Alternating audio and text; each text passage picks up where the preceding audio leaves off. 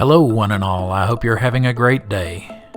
In this video I'm going over where Wizards of the Coast is taking D&D using OneD&D and what that means for your gaming experience in the near future. It all comes down to DMs and the fact that they are standing in the way of WotC's making more money. This video is a companion to another video I released today entitled The OGL Lie. If you would like to check that one out, there will be a card at the end of this video and a link in the description to take you there. Before I start to lay out how Wizards is about to take D&D in a direction you may not want to follow, let me lay out my biases so you can decide how big a grain of salt you'll need to take with this. I have been DMing in Advanced Dungeons & Dragons 2nd Edition Dark Sun game for over 30 years, and have played or run most of the other settings for 2E AD&D, as well as World of Darkness, Shadowrun, and a few other games you may never have heard of, like Hole. I've never felt any need to buy anything 3rd edition or later, and I'm not a fan of where WotC has taken the game. Even before WotC bought out TSR, I was not a fan of their work, so there is no love lost between WotC and myself as they march on in the direction of profits. Now that you know where I'm coming from, I'll tell you a little secret that should be pretty obvious. WotC wants to get rid of DMs altogether. They've seen them as a problem from the start, and they're finally in a position where they can eliminate them completely. When you're done watching this video, I'd love to hear your thoughts on the subject. Am I off base, or do you see what I see coming down the road? Here's their problem. The average group has about 5 people, 4 players and a DM. Of those 5 people, the DM is WotC's primary customer, and the players aren't very monetizable. The DM is the one who spends most of the money in almost all groups. This leaves 80% of the group way under-monetized in Wizards' opinion. They've been looking for a way to get those other 4 players up to speed and on par with the DM for decades now. The problem of players buying only one player's handbook, or even worse, sharing one with friends, was recognized way back in the TSR days. In response, they started making products that weren't for the DM's eyes only. Many of these were extended core rules books like the Tome of Magic, or many of the complete books that focused on races or classes like the Complete Book of Elves or the Complete Psionics Handbook. These were used by both DM and player, and were less likely to be forbidden by the DM for player use. These books suffered from the same thing as the rest of the products though. One player, usually the DM, would buy them, and they would get shared around the table.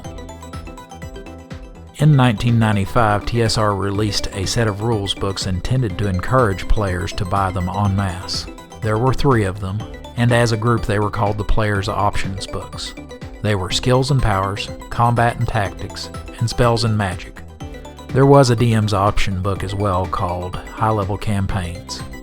Some people erroneously refer to these books as AD&D 2.5 because of the new mechanics introduced in them, many of which found their way into 3E.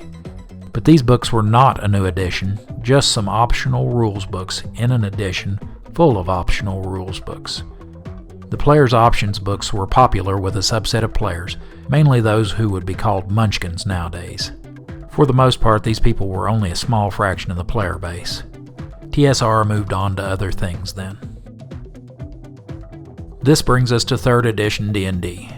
PCs were made more powerful because they were trying to bring in a larger group of players, and it was surmised that player character death discouraged players.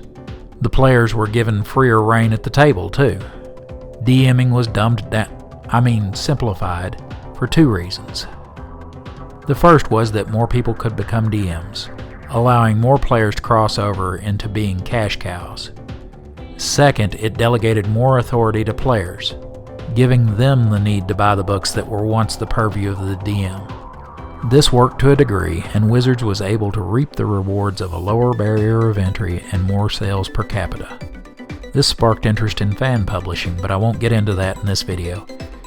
If you would like to know more about the trick WotC pulled when they put out the OGL, after you're done watching this video, go watch its companion where I cover that subject in depth. Okay, this brings us to the present day, with OneD&D looming on the horizon. Wizards of the Coast, and by extension Hasbro, its parent company, have been planning a way for years to remove the DM bottleneck from their book sales. and now they're finally in a position to be ready to put that plan into motion. The last piece of their plan was the purchase of D&D Beyond. With that, they can turn D&D into a fully online game and then an MMO game. This will force anyone who wants to play their newest content to play on their servers, pay a subscription fee, and be microtransactioned to death. Why have a DM when an AI can run your world? The tech has been around to do this for decades, and now the ability to super monetize every player is here too. You want to play a dungeon? Who needs a DM? Just gather your party and raid the dungeon like in World of Warcraft 18 years ago. This gets rid of all the expense of printing, storing, and shipping books as well. Those savings go straight to the profit margin, so why print books? Also, the video game market is far larger than the dice and paper RPG market, so there is a huge pool of new customers as well. D&D is becoming a video game. It's too profitable not to. I'm not talking about promotional products like the old SSI games, where they made their money off licenses.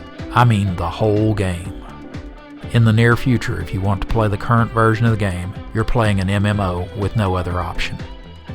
Having said that, there is still hope for being able to sit down in a room with a few friends, roll dice, eat Cheetos and pizza, and drink Mountain Dew. This hope comes in the form of all the other games out on the market, and all the older editions of D&D that are still available. If you truly love 5e, great news.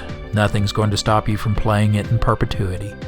I have done this with 2e. I've run it for 30 years and can't imagine that I will ever run out of adventures using it. There are plenty of groups running 5e games. And if you would like to give an older edition a try, there's lots of groups still running those too. Outside of D&D, there's a huge number of role-playing games, each with their own communities that would be happy to welcome you in. There has never been a better time to try something new and different. In conclusion, it is natural for Wizards of the Coast to make money on the products they produce. If those products are not what the community wants, it is also natural for them to flounder and die as a result of losing customers. Wizards need you, you don't need them. They've outlived their usefulness. Okay, that's all for this one. I hope you found it useful. Please remember to like, subscribe, hit that bell button, and please comment on this one. I'm sure you've got lots to say. I would love to hear your thoughts. Have a great day.